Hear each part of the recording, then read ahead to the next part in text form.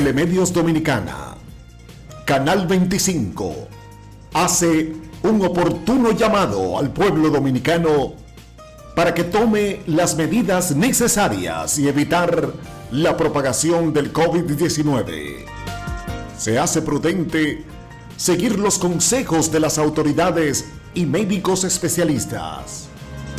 Como medio, hemos tomado las medidas con nuestros empleados y personas que visitan nuestras oficinas.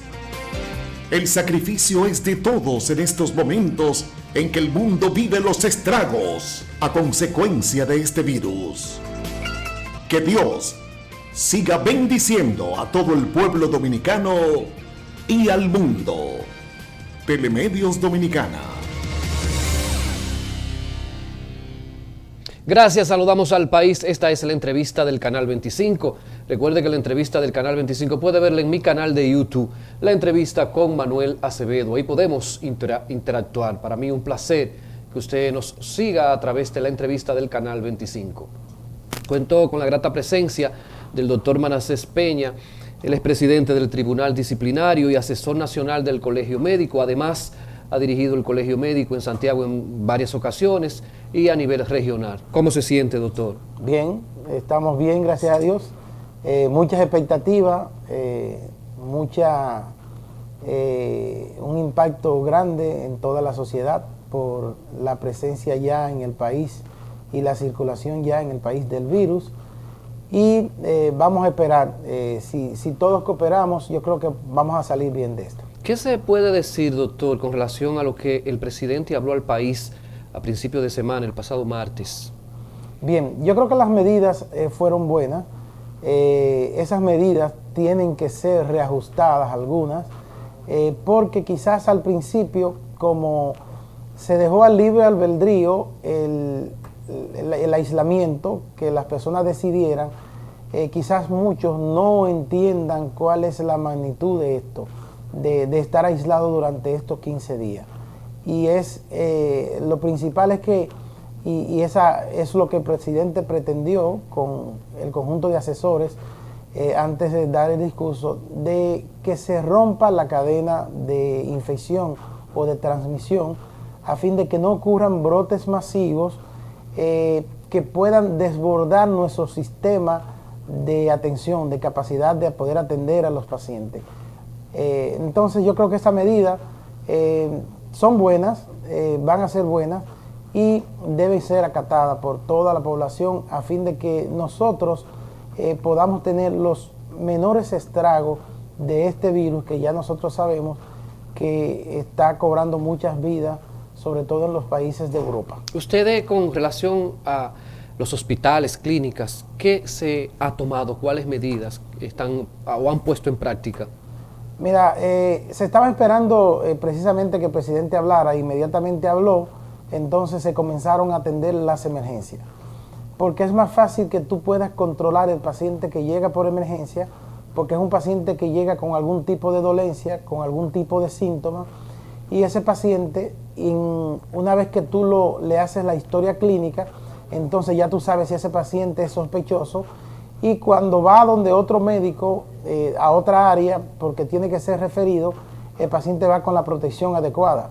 Es diferente a los pacientes que se reciben por consultas a diario, que vienen de la casa, que algunas veces vienen asintomáticos, pero que ya podrían estar infectados y podrían infectar a otro. Un paciente infectado, para que tengas una idea, tiene la capacidad de infectar de 5 a 10 personas, aparte de la superficie que va a afectar, porque cuando tose o sale estornudo, esas gotitas van a tener partículas del virus que te pueden infectar superficie. Si es madera, plástico, vidrio, pueden infectarte tela, te pueden infectar la superficie por varios días, de 4 a 5 días. Ya sabemos que pueden afectarte de 4 a 5 días. Si yo topo este tope, por ejemplo, que es de madera, este tope podría estar infectado por 5 días. Si viene alguien luego, durante ese tiempo, y lo toca y se lleva la mano a una de las mucosas, boca, nariz y ojo, entonces podría quedar infectado. Entonces ya tú sabes cómo se propagaría cuando una persona podría tener capacidad de infectar a 10 personas más.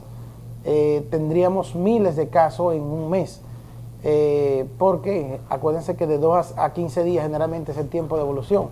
Entonces, hay que tomar en cuenta estas cosas. Doctor, usted, catedrático universitario, se habló en principio de semana de 2 posibles casos en 2 universidades. Se habló de un posible caso en el subcentro Bellavista. Sí, creo que se está confirmado. Se ha hablado en el hospital Arturo Grullón, el de niños, ¿verdad? Sí. Que también, ¿qué información maneja usted? Mira, el asunto es que las pruebas han sido focalizadas, fueron focalizadas hasta el martes, donde solo el Laboratorio Nacional había hecho prueba.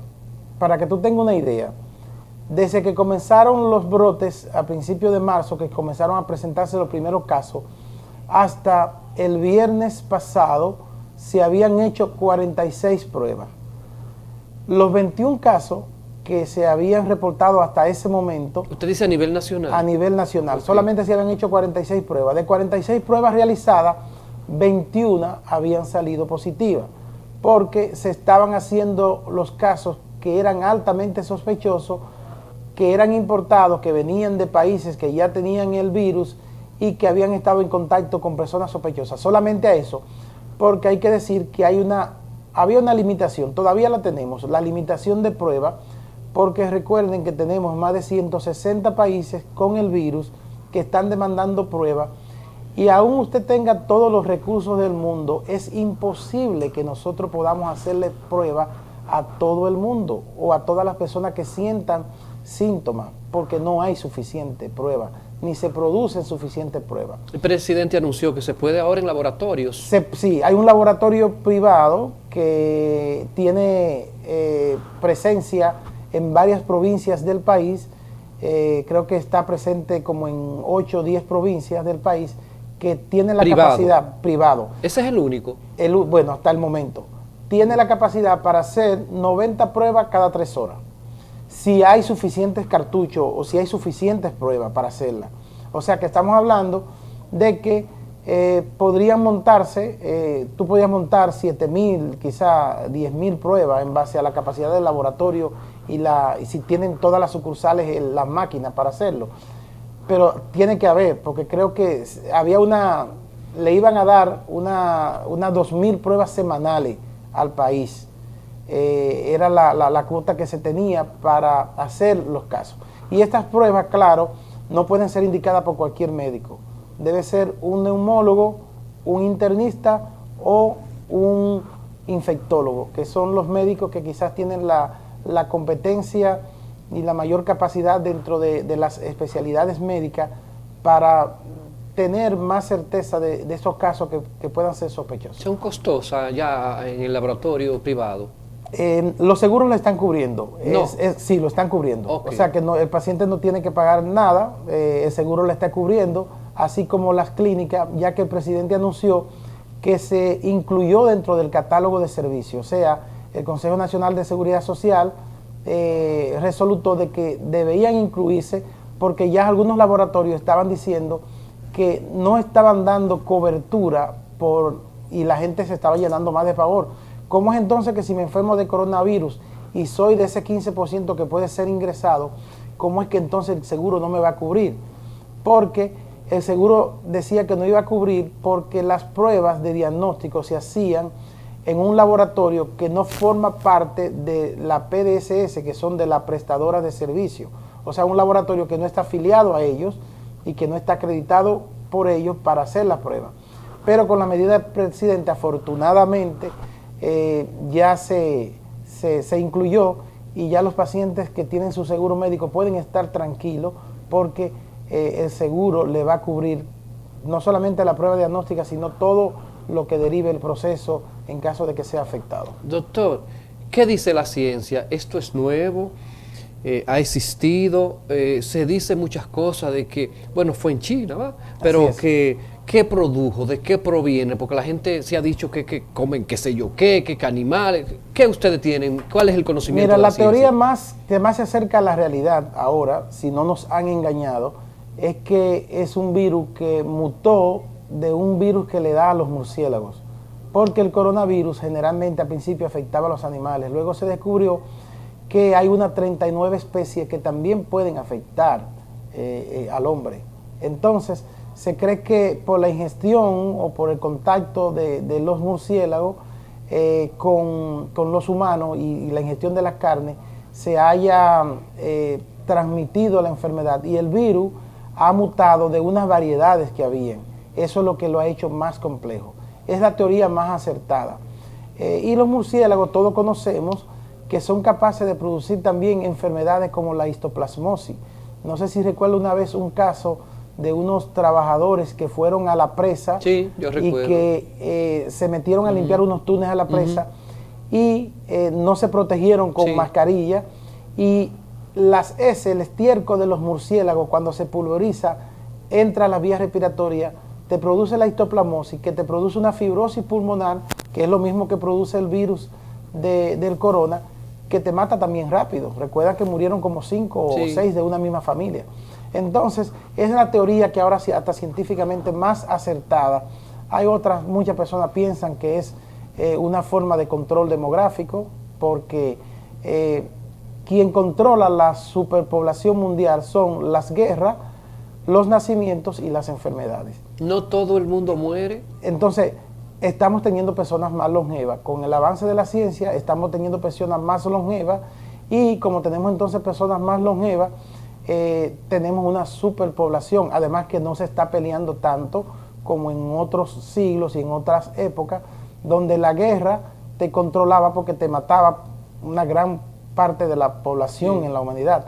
Entonces algunas personas han dicho que es una forma de control demográfico de las grandes potencias para controlar la población, y sobre todo para afectar una parte de la población que son los mayores, porque se ha visto que afectan los mayores. Pero no creo que la humanidad y que las grandes potencias y que China, donde se originó el virus, sean tan crueles para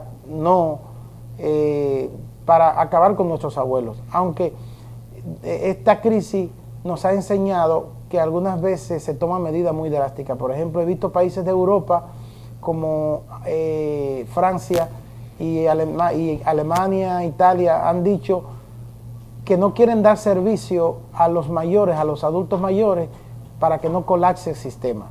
Entonces, eso es predisponerlo a la muerte, porque si tú no le das servicio a los más susceptibles, entonces es tú dejarlo morir, abandonarlo a la suerte.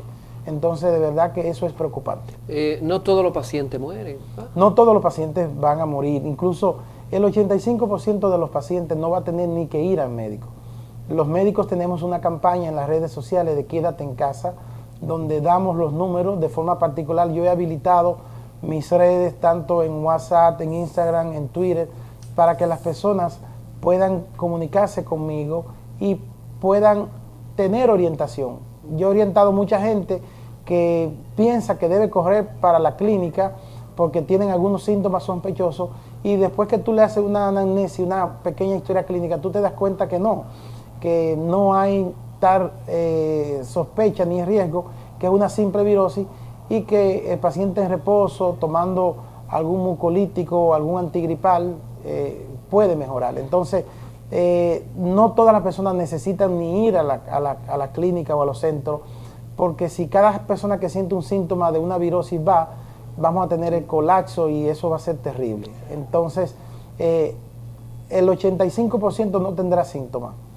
Un 15% puede tener síntomas que ameriten o internamiento o un aislamiento dentro de la casa, en una habitación dentro de la casa, con un cuidado especial.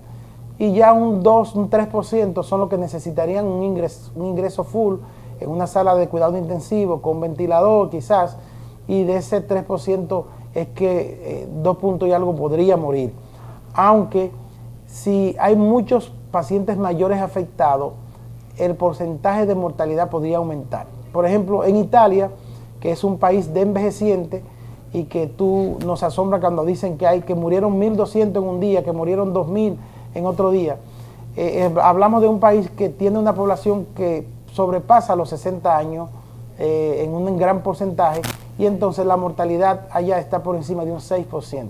O sea que mueren más que lo que mueren en otros países, como en China, por ejemplo, que fue donde comenzó el virus. Estamos conversando en la entrevista del Canal 25 con el doctor Manasés Peña. Él es presidente del Tribunal Disciplinario y asesor nacional del Colegio Médico. Doctor, sería bueno decir, para que la gente sepa, cómo comienzan los síntomas, qué da que uno debe entonces alertarse o comunicarse con su médico o ver qué se hace. Inmediatamente nosotros, para que podamos entender, tenemos en contacto con una partícula que es capaz de desencadenar un proceso inflamatorio en nuestro cuerpo. La reacción rápida del organismo es querer sacar esa partícula y dar mensajes de alerta. La tos es un mecanismo reflejo para hacernos que hay una partícula y generalmente que el organismo está tratando de sacarla. La fiebre es otra, o el aumento de la temperatura es otra de los síntomas que hace que el organismo te ponga en alerta para que tú veas que anda algo mal y que busque ayuda. Entonces, posteriormente a la tos y la fiebre van a comenzar las mialgias o los dolores musculares generalizados. Podría tener dolor de garganta, podría tener cefalea o dolor de cabeza. Algunos pacientes manifiestan molestias gastrointestinales como diarrea y dolor abdominal difuso. Generalmente son los síntomas principales, pero los síntomas más llamativos son una tos seca, o sea, una tos que no tiene pecho, que no hay catarro, que no se le suenan secreciones, la fiebre, el dolor de cabeza, y algunas veces el paciente podría tener secreción o goteo nasal. ¿Cómo cree usted, doctor, ha manejado el Ministerio de Salud Pública esta pandemia y cómo cree usted manejó, dos preguntas en una, el caso de la señora de Villarriba? Mira, debimos ser más drásticos con el caso de la señora de Villarriba, porque una señora que viene de un país que ya nosotros sabemos que en Europa es el más afectado, que tiene síntomas, no debió dejarse ir a la casa. O sea, se confiaron en ella. Los pacientes, cuando no tienen síntomas y no se sienten nada, no existe lo que nosotros llamamos conciencia de enfermedad. ¿Qué es conciencia de enfermedad? La seguridad de que tú estás enfermo y de que tienes que estar bajo prescripción médica y bajo cuidado o bajo atención especial. Porque una gente que sale fuera a un colmadón a comprar alcohol y que está tomando alcohol no tiene conciencia de enfermedad. Que va y compra una recarga, que va a jugar un numerito, que va a situaciones, ya están apareciendo de los contactos que ella tuvo, están apareciendo casos ya sospechosos que generalmente son producto de esa negligencia de ella y de esa falta de quizás exceso de confianza en las autoridades, de pensarle que ella iba a tener un aislamiento cuando en sí no lo tuvo. En sentido general, el ministerio se ha manejado bien, porque las redes sociales han producido que haya un pánico generalizado en el mundo y han hecho que las personas quizás tengan una preocupación excesiva. Que dicho sea de paso, queremos decir por aquí, el hecho de que usted se estrese mucho por lo que está pasando no lo ayuda, porque eso baja su sistema inmune, su sistema de defensa. Y los pacientes que tienen un sistema de defensa debilitado, sencillamente pueden ser presa más fácil del virus y eso no los ayuda. Entonces, al principio se manejó, criticamos que se haya focalizado el hecho de que las pruebas solamente le hiciera un laboratorio, porque posteriormente y el mismo día que el presidente habló, la Organización Mundial de la Salud dijo que la única manera de luchar contra el virus era sabiendo cuántos casos teníamos, y de la única forma que se puede saber cuántos casos tenemos es haciéndole prueba de forma masiva a todos los pacientes sospechosos, porque así podemos cortar los contactos, porque si hay un paciente sospechoso y tú no le haces prueba, ese paciente va a seguir por ahí en contacto, abrazando gente, dando besos, tosiendo, contaminando superficie y infectando más personas. Entonces, eso se criticó, pero gracias a Dios, el presidente de nuestro colegio médico, el doctor Waldo Ariel Suero, antes de que el presidente hablara, dijo que debería decretarse estado de emergencia en la nación, porque eso también libera unos fondos que hay porque hay escasez de suministro para mascarillas, para guantes, para protección en los hospitales, y que debería también hacérsele y liberar las pruebas para que los laboratorios pudiesen hacer las pruebas. Y gracias a Dios que acataron esas medidas. Antes de concluir, y vamos a concluir la entrevista, quisiera que usted contestara, doctor, brevemente, ¿habían ustedes o usted había visto algo parecido en algún tiempo de esta situación que vivimos? Y decir brevemente, ¿qué es una cuarentena? Mira, desde los 90, yo comencé a estudiar medicina en los 90 hasta los 95. En el 95 entonces terminamos nuestra carrera de medicina, o sea que tenemos unos 20 años trabajando. Habían expectativas, por ejemplo, como el virus de Kosovo, pero eran virus y que por lo general tenían una incidencia tórpida como esta, pero no habían sido tan preocupantes, porque el problema es que aquí no hay tratamiento. Tú tienes que darle síntomas, o sea, paliar los síntomas. Si tienen problemas respiratorios, ponerle oxígeno. Si necesita un ventilador, poner un ventilador. Pero hay que dejar que sea el mismo cuerpo que elimine el virus, la defensa que elimine el virus. Entonces, al no tener tratamiento, al no haber una vacuna para inmunizar a los pacientes más susceptibles como nuestros mayores, de verdad que es el impacto. O sea, que no había visto algo semejante en todos estos años de ejercicio médico, pero la ciencia está trabajando para ver cómo se consigue la vacuna. Ya se está hablando de China, ya dice que tiene una vacuna que está probando en animales, sí, y que a final de abril comenzará a probarse. Inglaterra tiene una vacuna que necesita voluntarios también para hacerla. Se está hablando de que Cuba, que tiene un tratamiento con interferón que ha dado resultados, que son unos anticuerpos, unas inmunoglobulinas, también se dice que está trabajando en una vacuna. Yo pienso que sí, que en los próximos días tendremos una luz al final del túnel que nos ayudará. Pero mientras tanto, la limpieza, el contacto, evitar el contacto, no estamos de vacaciones, no es para que usted se vaya para el campo con sus abuelos y allá estén todos aglomerados, es para que usted esté tranquilo en la casa. Debemos tener eso, y sobre todo la higiene es lo más importante. ¿Qué es cuarentena? Cuarentena, entonces, es un periodo de observación. Antes la cuarentena, como su nombre lo dice, eran 40 días, pero ahora son 14 días, 15 días, o sea que no es tanto, y hay que evitar las aglomeraciones. Después del presidente hablar, fue impactante ver cómo los supermercados estaban llenos, cuando hay que ver cuánta gente se contaminaron anoche, haciendo largas filas en los supermercados, no teniendo el criterio de 1 metro de distancia. Mira cómo estamos nosotros, a 1,5 metros de distancia, tomando en cuenta. Estamos enviando un mensaje, doctor. Estamos enviando Acostumbramos la entrevista más cerca, pero hay que comenzar a crear hábitos saludables para evitar la propagación. Y estamos haciendo precisamente eso, para que las personas vean que deben mantener distancia. No pueden, señores, estar montándose 5, 6 gente, 7 gente en los carros. Esas son medidas que van a tener que tomarse posteriormente cuando el virus. Entonces, cuarentenas son ese periodo de observación para ver si tú desarrollas una enfermedad ante un contacto sospechoso, y en este caso son 14 días.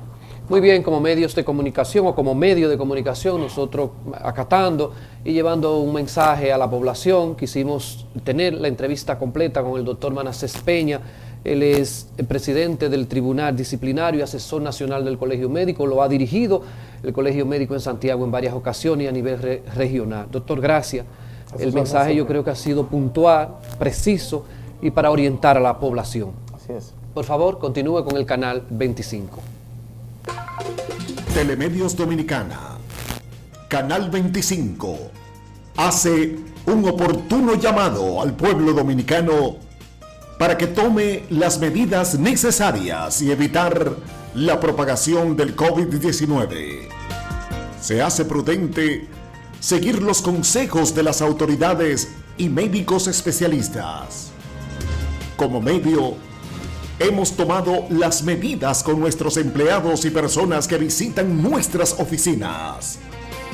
El sacrificio es de todos en estos momentos en que el mundo vive los estragos a consecuencia de este virus. Que Dios siga bendiciendo a todo el pueblo dominicano y al mundo. Telemedios Dominicana.